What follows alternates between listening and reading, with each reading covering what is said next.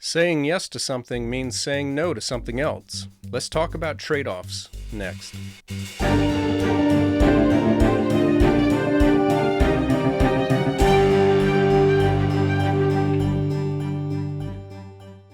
Hello and welcome to episode 21 of the Musician Toolkit.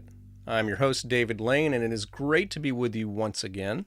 Today's episode should be a brief one, but before I get started, I have a special sponsor just for today's episode, and that is the Unstoppable Singer Summit for 2023, specifically for the dates May 15th through the 17th, 2023. So if you're more than 7 days late listening to this episode, it'll be a little bit too late. But if you're listening to this right away, this is something that you can take advantage of.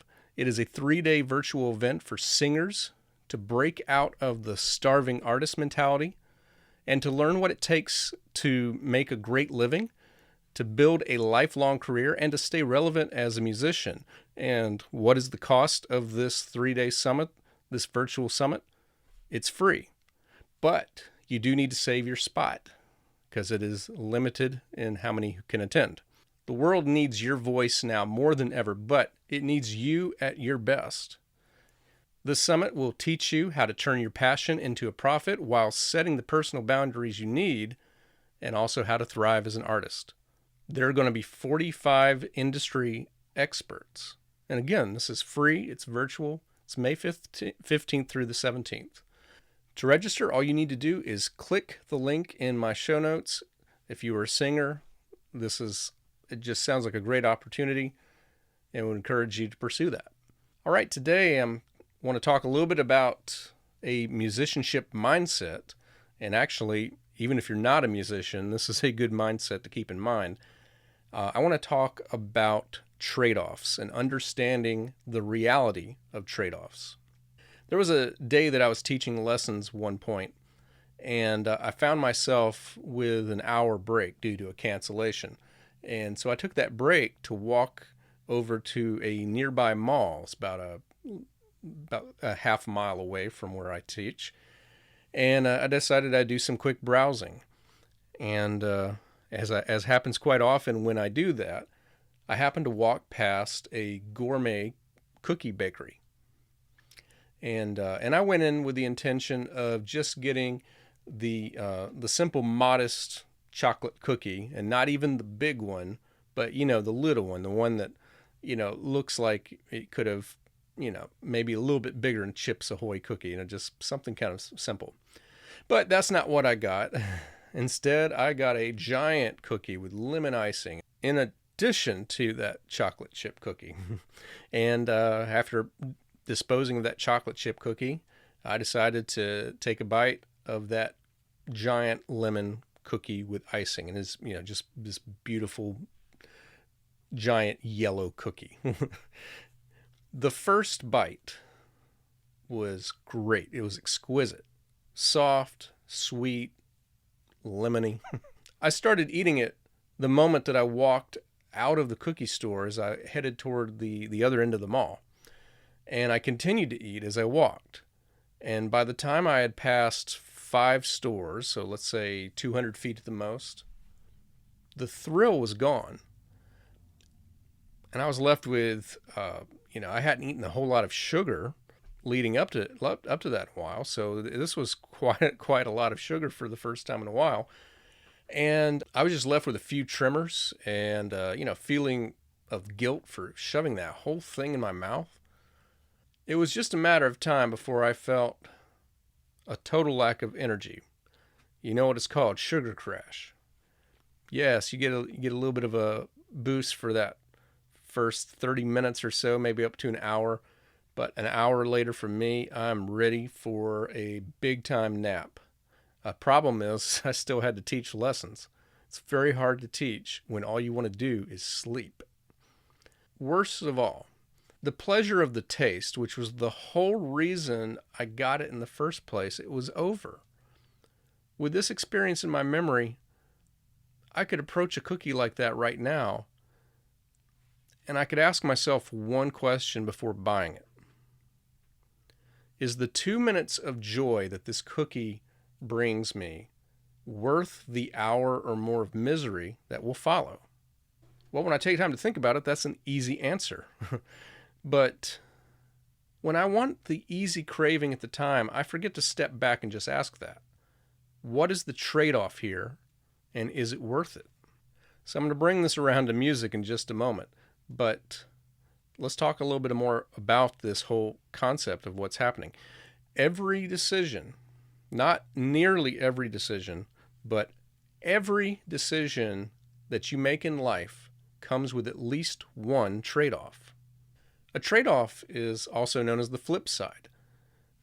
You can't do everything at once. Making a choice to do something denies you that chance to do something else. So I do like to read a lot, and there have been a lot of years where my total number of books and audiobooks combined have, easily been 3 digits. I would say there's only been a couple of years in the last 17, 18 years that I haven't read at least 100 books a year, or listen to 100 audiobooks if you don't really count that. But anyways, whatever, I'm not sure how you'd say that. Partaking of 100 or more books each year. I had on Goodreads, I had at one point about 850 books on my to-read list. And there was one year that I was reading extra aggressively, and I realized it's like I was trying to get that list down, trying to read faster than I was adding to it with new books that I would discover, which was bad because I would try a new author, like them, find that they had 20 other books and they all went on the to-read list, and I can't read fast enough to overcome 20 books going on. And since I realized that I couldn't do that, I started, going through and purging the list and saying, I don't really need to read this. I don't really need to read that. It was as if I was trying to get that list down to 0, as if when I did that, I would be done reading, I guess, except for maybe new releases. I mean, maybe that's what was in my head. I will have read everything I want to. And I've met some people, it seems like their goal is to read everything that is written. But there are so many books that have been published, in addition to books that are published now. If you were to read just all of the books that have been published this century, I think if you were to live to be 100, you could read one book a minute, maybe one book a second for the rest of your life, and still never read everything. So yes, it's good to read. I'm a huge advocate of reading, but you can overdo anything. And if you're trying to cram in reading for the sake of a statistic, well, you're trading off a lot of time to do something else. And so now I don't do that anymore. I read when I have the time and when I want to. And I guess you could say I'm having a good year. I'm averaging the second lowest amount of books that I'll probably read in a year since 2005. But at that same time, that number, we're in May, and that number's still in the 30s. So that's still pretty good. I probably won't get to 100 this year, but I'm probably going to get to 80, 75, 80 books. Back in the early days of TV, before streaming, before the internet, before DVR, before VCR or other video recording, if you had time at 8 p.m. to sit down and watch a television show, you had to choose which one to watch with the knowledge that you were not going to be watching the other choices. At first, only 2, but, later more. But here's some more examples. Staying at home means you can't go to the beach. Going to the beach means you can't just stay home and relax. I live in North Carolina. Going to the mountains means you don't get to go to the beach, at least at the same time. And same thing, going to the beach means you can't go to the mountains. But these aren't great examples because you're not making a hard choice in any case. I mean, whether or not, you choose to watch what's on NBC versus what was on ABC, that's not really huge stakes there. So there's a trade-off, but it's not a big one, not if you're honest. But what happens when there's a harder choice? You have to address the decision in a way that lets you know the flip side and the consequences, if there are any. For example, I like eating out, but I also sometimes need to save money, and I don't particularly like taking time to pack a lunch. What do I want more? The convenience of eating out or saving some money for something more meaningful? Some evenings I'm watching a video and it's really interesting, but it's getting very late and I have to get up early in the morning. Is the enjoyment of the video or the movie or the TV show, is it worth the price of not getting much sleep? So you see where this is going. Every decision has at least one trade-off if you take time to think about it. Every time you choose to do something, you are choosing not to do something else. And it goes the other way around. As the great Neil Peart wrote for a Rush song, if you choose not to decide, you still have made a choice. All right, let's bring this to music. What are the trade-offs of your choices when it comes to practicing? If you watch a television episode instead of practicing, you're making the decision that the entertainment and escapism is more important than the opportunity to get better at your instrument. So is that true? If you play a video game instead of practicing, you're making the same choice. Is your goal to be really good at video games or really good at your instrument? The time that you spend at your instruments just playing old favorites is time that you could be spending working on more challenging new music. You're choosing comfort over challenge. It's a common choice, but the trade-off of comfort is to not make progress. The trade-off of progress is not to be comfortable. Now I'm going to get a little bit personal because I teach students and I work with a lot of parents, and this is an issue that comes up. If your time is diluted with such a variety of extracurricular activities other than music, such as martial arts, sports, church, drama, and so on, you are accepting that you will most likely be acquainted with many experiences, but you're less likely to be really good at any of them. I want to make sure I said that right and that you heard that right. If you are trying to get in a lot of experiences with extracurricular activities, spreading yourself out, doing as many things as possible, you are sampling and you are going to be acquainted with a lot of skills, a lot of experiences. But it takes time, focused time, to get good at anything. So you might not be really good at anything if you pursue that particular lifestyle. So no, I'm not attacking it. It's certainly possible that you're okay with this. And I want you to understand that when I list these trade-offs, I'm not saying you should do one or the other. But you shouldn't do anything without understanding the trade-off. For many people, knowing a little of everything is more important than being selectively focused on a very few things. But have you at least considered the trade-off and decided if that's really what you want? So this is really what I want to say today. You can't do everything you want. You can't even do everything you need.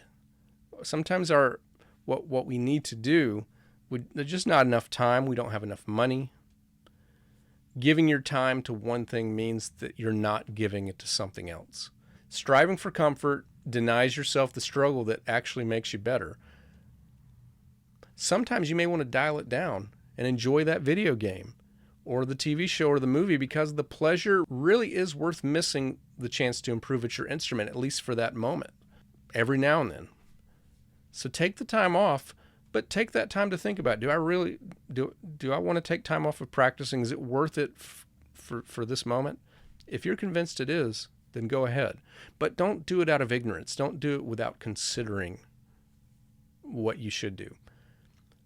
Sometimes you need the satisfaction of affirming your favorite pieces that you've already learned before learning something new. But I just want to challenge you. Be aware of it. You can do just about anything you want as long as you recognize what it is you're giving up in exchange. And you're convinced that you've made the best possible choice that you can make at the time. My other sponsor, also in the show notes, is Fonz. Fonz lets you get the trade-off of paying a few dollars a month, but getting back a lot of time and also a lot of worry. Has so-and-so paid me this month? Will so-and-so remember that we rescheduled this lesson? The answer to all that's yes. You keep up with your schedule in Fonz, and the payment's automated. Payment's coming out every month at the same time. And if the payment fails, Fonz will notify them. You don't have to do anything. They'll take care of the problem. And you can try it out for free if you have a studio of any kind. And you can, again, find that link in my show notes to get started with your trial. If you're watching on YouTube, I would appreciate it if you click the thumbs up and make sure you're subscribed and click the bell for notifications for future podcasts. I usually come out every Monday, but I also have some other videos that I'll do here every now and then. Going to be releasing a video tutorial on how to improve your scales soon. Been doing some shorts about the clustering technique. While I've got enough feedback that I'm going to do a full-length video for all the flat key scales. It's a way that if you play piano, you can really improve your scales. Reach out to me if you have any questions. If you have any comments on the podcast, you can contact me. I have a contact form at my website, davidlanemusic.com, where you can also find the homepage for this podcast, davidlanemusic.com/toolkit. You can follow me and the podcast on social media at Instagram and TikTok at David Lane Music, on Facebook at David M. Lane Music. And again, if you want to check me out on YouTube, I'm at David Lane Music 1. Don't forget, if you are a singer, check out the Unstoppable Singer Summit and register soon. It starts in a week. All right, thank you so much for listening, and I will be back with you again next week.